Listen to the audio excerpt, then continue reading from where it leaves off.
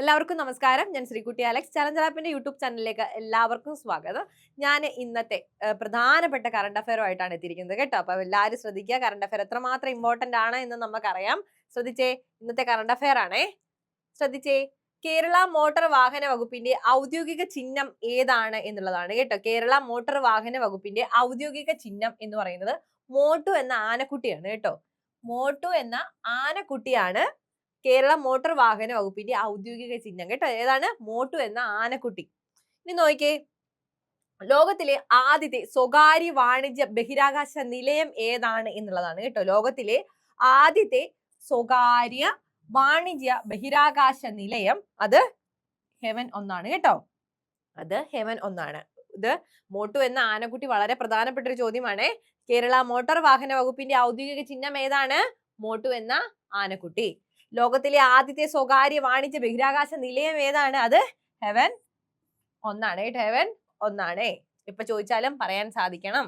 ഇനി നോക്കി അടുത്തത്, ഓസ്ട്രേലിയയിലെ മൊണാഷ് സർവകലാശാലയുടെ സഹകരണത്തോടെ അർബുദ ചികിത്സയ്ക്കായി രോഗപ്രതിരോധ കോശങ്ങൾ വികസിപ്പിച്ചത് എവിടെയാണ്? അത് IIT ബോംബെ ആണ് കേട്ടോ. IIT ബോംബെ ആണ്.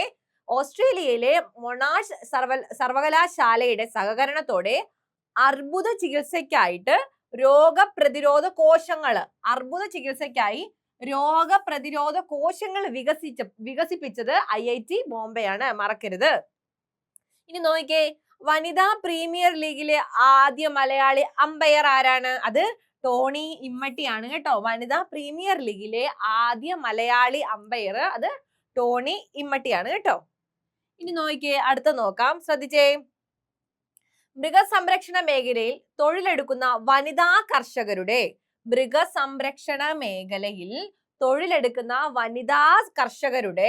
ഉപജീവന പ്രവർത്തനങ്ങൾ ശക്തിപ്പെടുത്തുന്നത് ലക്ഷ്യമിട്ട് കുടുംബശ്രീ ആരംഭിക്കുന്ന പദ്ധതി ഏതാണ്? അത് ജീവനം ക്യാമ്പയിൻ ആണ് കേട്ടോ. ജീവനം ക്യാമ്പയിൻ ആണ്. ചോദ്യം ഒന്നുകൂടെ ശ്രദ്ധിച്ചേ.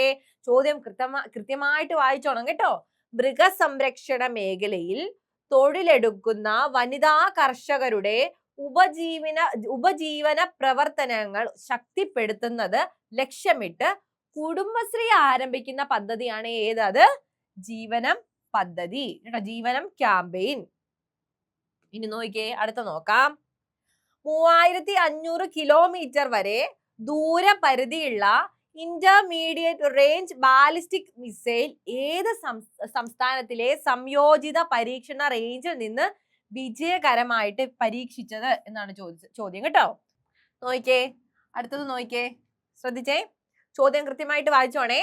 3500 കിലോമീറ്റർ വരെ ദൂരപരിധിയുള്ള ഇന്റർമീഡിയറ്റ് റേഞ്ച് ബാലിസ്റ്റിക് മിസൈൽ ഏത് സംസ്ഥാനത്തിലെ സംയോജിത പരീക്ഷണ റേഞ്ചിൽ നിന്ന് വിജയകരമായിട്ടാണ് പരീക്ഷിച്ചത്? അത് എവിടെയാണ്? അത് ഒഡീഷയാണ് കേട്ടോ. ഒഡീഷയാണ്. ഇന്റർമീഡിയറ്റ് റേഞ്ച് ബാലിസ്റ്റിക് മിസൈൽ ഏത് സംസ്ഥാനത്തിലെ സംയോജിത പരീക്ഷണ റേഞ്ചിൽ നിന്നു വിജയകരമായി പരീക്ഷിച്ചത്? അത് ഒഡീഷയാണ് കേട്ടോ. ഒഡീഷയാണ്, മറന്നു പോകരുതേ. ഇനി നോക്കിയാൽ അടുത്തത് വളരെ പ്രധാനപ്പെട്ട ഒരു ചോദ്യമാണ്. ഇന്ത്യയിലെ ആദ്യത്തെ ആന്തരിക അവയവം മാറ്റിവെക്കലിന് മാത്രമായുള്ള മെഡിക്കൽ ഇൻസ്റ്റിറ്റ്യൂട്ട് നിലവിൽ വന്നത് എവിടെയാണ്? അത് നമ്മുടെ സ്വന്തം കേരളത്തിൽ കോഴിക്കോടാണ് കേട്ടോ. കോഴിക്കോടാണ്. ഇന്ത്യയിലെ ആദ്യത്തെ ആന്തരിക അവയവം മാറ്റിവെക്കലിന് മാത്രമായുള്ള മെഡിക്കൽ ഇൻസ്റ്റിറ്റ്യൂട്ട് നിലവിൽ വന്നത് കോഴിക്കോടാണ്. ഇനി നോക്കി അടുത്ത നോക്കാം. മാരാമൺ കൺവെൻഷൻ ഏത് നദിയുടെ തീരത്താണ് നടക്കുന്നത്? മാരാമൺ കൺവെൻഷൻ അത് പമ്പ നദിയാണ് കേട്ടോ. മാരാമൺ കൺവെൻഷൻ എവിടെയാണ് നടക്കുന്നത്?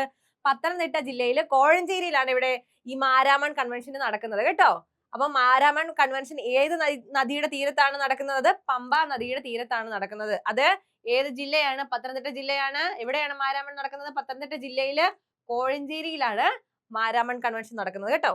ഇനി നോക്കിയാൽ അടുത്തത്, മൂന്നാമത്തെ അന്താരാഷ്ട്ര ഊർജമേള നടക്കുന്നത് എവിടെയാണ്? മൂന്നാമത്തെ അന്താരാഷ്ട്ര ഊർജമേള നടക്കുന്നത് അത് കൊച്ചിയിലാണ് കേട്ടോ. കൊച്ചിയിലാണ്. അത് പവറിംഗ് എനർജി ഫ്യൂച്ചർ എന്ന പ്രമേയത്തെ അടിസ്ഥാനമാക്കിക്കൊണ്ടാണ് ഈ ഒരു അന്താരാഷ്ട്ര ഊർജ്ജമേള നടക്കുന്നത് കേട്ടോ. അപ്പൊ എന്താണ് മൂന്നാമത്തെ അന്താരാഷ്ട്ര ഊർജ്ജമേള നടക്കുന്നത് എവിടെ? അത് കൊച്ചിയിലാണ്. പവറിംഗ് എനർജി ഫ്യൂച്ചർ എന്ന പ്രമേയത്തെ അടിസ്ഥാനമാക്കിക്കൊണ്ടാണ് ഈ ഊർജ്ജമേള കൊച്ചിയിൽ വെച്ചിട്ട് നടക്കുന്നത് കേട്ടോ. ഇനി നോക്കിയേ അടുത്ത ചോദ്യം. കേൾവി പരിമിതിയുള്ള കുട്ടികൾക്കായി കേരള സർക്കാർ നടപ്പിലാക്കുന്ന പദ്ധതി ഏതാണ്? ശ്രുതിതരംഗം. കേൾവി പരിമിതിയുള്ള കുട്ടികൾക്കായി കേരള സർക്കാർ നടപ്പിലാക്കുന്ന പദ്ധതിയാണ് ശ്രുതിതരംഗം. അപ്പം ഇന്നത്തെ ഏറ്റവും പ്രധാനപ്പെട്ട കറണ്ട് അഫയറുമായിട്ടാണ് ഞാൻ നിങ്ങളുടെ മുമ്പിൽ എത്തിയിരുന്നത്. അപ്പം കറണ്ട് അഫയർ എത്രമാത്രം ഇമ്പോർട്ടന്റ് ആണ് എന്നുള്ള കാര്യം എല്ലാവർക്കും അറിയാവുന്ന കാര്യമാണ്. ഇതുപോലെയുള്ള ക്ലാസ്സുകൾ കൃത്യമായിട്ട് നിങ്ങൾക്ക് ലഭിക്കുന്നതിന് വേണ്ടിയിട്ട് ചലഞ്ചർ ആപ്പിന്റെ യൂട്യൂബ് ചാനൽ നിങ്ങൾ സബ്സ്ക്രൈബ് ചെയ്യുക, ടെലഗ്രാം പേജ് ജോയിൻ ചെയ്യുക, അതുപോലെ തന്നെ ഇൻസ്റ്റഗ്രാം പേജിൽ ജോയിൻ ചെയ്യുക. നമ്മുടെ കോഴ്സുകൾ, ചലഞ്ചർ ആപ്പിന്റെ കോഴ്സുകൾ കൃത്യമായിട്ട് പർച്ചേസ് ചെയ്യുക. ഇതുപോലെയുള്ള ക്ലാസ്സുകളുമായിട്ട് ഞാൻ ഇനിയും വരുന്നതായിരിക്കും. എല്ലാവർക്കും നന്ദി, നമസ്കാരം.